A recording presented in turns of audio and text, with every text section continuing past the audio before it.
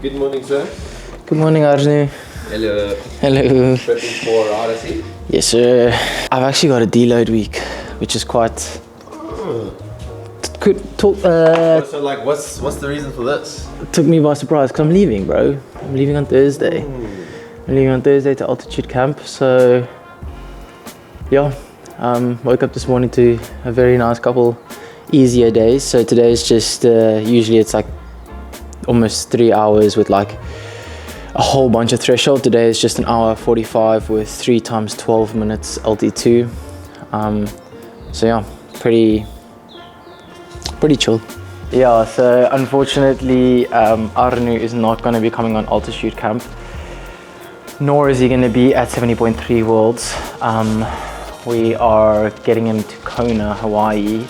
We thought, like, instead of just dropping the YouTube, literally over the next 3 days, we're going to just do as much filming as possible and make the videos. I guess they'll probably actually end up being quite long because of the amount I talk, but we've done a Q&A on our Instagram, and we're going to like give a whole bunch of questions, hundreds of questions on each little video. We're going to do like a little questionnaire throughout the video while I do my session, and then at least you'll have some videos for the next couple of weeks. Here's one I found that was quite good. Okay, we straight into it. Alright, let's just go. Okay, go. What career had to end today? What part of your identity would still remain the same? Ooh. Yo, damn boy. That's a big one. Okay, I need to repeat this question. If obviously my beliefs, like what I believe in, is gonna ring true. Like what is my purpose with life? Like my purpose is, yes, it's in a goal of becoming world champion in triathlon, but it's not my purpose. My purpose is obviously, we've spoken about this, and if you follow me, you know, but it's my beliefs in the gospel. It's motivating, inspiring people with what I do, and it is to live a good life and enjoy my life. So if my career had to end today, you know, I would have to it'd be obviously extremely hard because I really do love what I do, but I would take all of this that I have, all this like passion and dedication and discipline, and basically funnel it into something else. But I think the question is, what part of my identity would definitely stay the same? And I think it's triathlon is what I do, and it's not who I am, and who I am is always going to stay the same.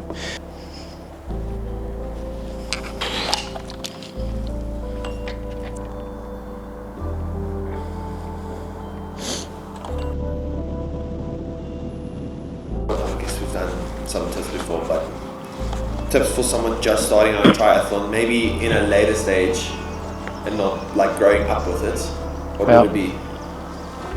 I don't know, man, like, don't take it so seriously. I think just keep it fun, take it slow. You don't need to be like trying to become pro overnight. There's so much to learn in triathlon. It's very different to any sport, where not only is there the fitness aspect on 3 disciplines, but there's so much to learn in sort of aerodynamics, in stroke correction, in injury prevention, that like if you try solve the puzzle all in one go, you're gonna probably burn yourself out. I think my advice would be get a coach that has either coached really good athletes, coached athletes to a really good level, or has done it himself, or has been around the sport, or even a mentor that can just guide you through it, because it's a very, very complicated sport. It's unlike any others. Is it ever too late to start triathlon? What, to become a pro? Or yeah, it is. Unfortunately, our sport is getting to a level now where like the people that are at the top of the game now are like grew up in this stuff. I think the current examples of people that started later are Trevor Foley. I want to say Sam Long kind of started late. Obviously Lionel Saunders. If you look at those 3 in particular, they struggle in the swim. And yes, they can make it to the top. You know, they're some of the best athletes in our sport. But right now, you ask the question, and unfortunately, there's like a generational shift now, where like when I'm 26 now, and I'm kind of like, I would hope to be hitting my peak between 28 and call it 34, 35. when I start getting 35, 36, there's going to be this new wave of talent that comes through that I think it's going to be, unfortunately, a bit hard to become a pro starting too late. Become very good at the sport? Yeah, sure. But it's very hard to catch up on the aerobic benefits of years and years and years and years and years of conditioning. A lot of people tend to, who's doing the sport, maybe not pro, they have a 9 to 5, they have a family, or they have a lot of things in their lives.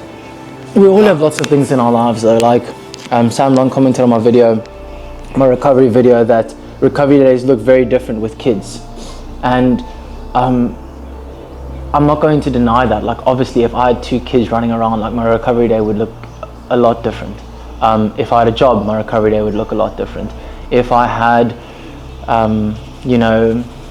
family issues, we all are going through stuff, and we all are facing different challenges. And I've heard this before, but if you had to get like a bunch of people, randomly 20 people, and dump your trauma or dump your stuff into a pile, I very quickly think you're going to grab your stuff and go, because God has given you the battles and things that you're able to deal with. And I can't deal with, right now Sam Long's 2 kids, and I can't deal with having a job and these sorts of things. So that whole thing about like people have tougher lives or whatever, it is true. Like some people really struggle, but the thing that I always come back to, like your mind is going to make whatever situation you're in difficult, and whatever situation you're in, your mind is going to tell you it's the hardest and most difficult situation that you have.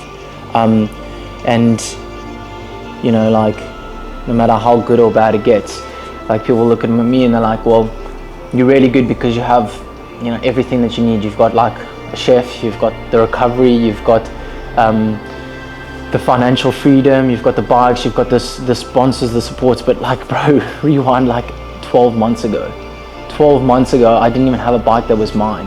My whole up to this point, I did not have equal opportunities to people around me. Like, yes, I came from a family that provided me with everything, but like it wasn't easy, and like I couldn't just go overseas, I couldn't just get massages, so I'm rambling here, but like I think ultimately I know where the question was going to go.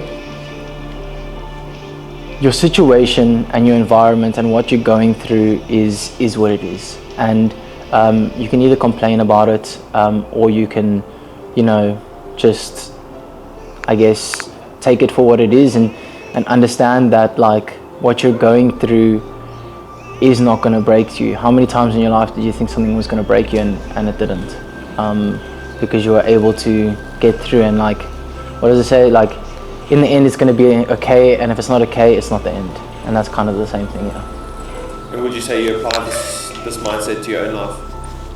I think it goes through waves. Like, I'm not going to pretend like I've always got it all figured out and that I'm always so motivated and I'm so disciplined. Like I go through waves where it's easier to handle certain things and it's harder to handle certain things, but constantly we're always going through something. And what do you fall back on? And for me, I fall back on my discipline. I fall back on the fact that whatever I'm going through, I'm still going to get up and I'm going to get what I need done, because I know that's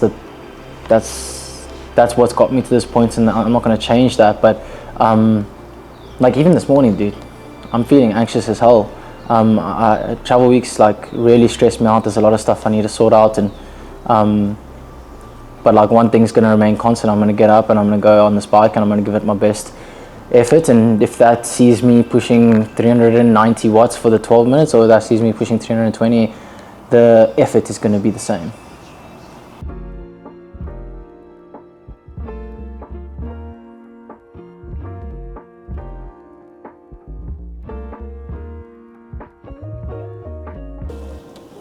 Cycle's done. How did that go? Nice to have a little bit of a shorter one. Pretty shit, to be honest. Ah! Yeah, I didn't feel great. Really?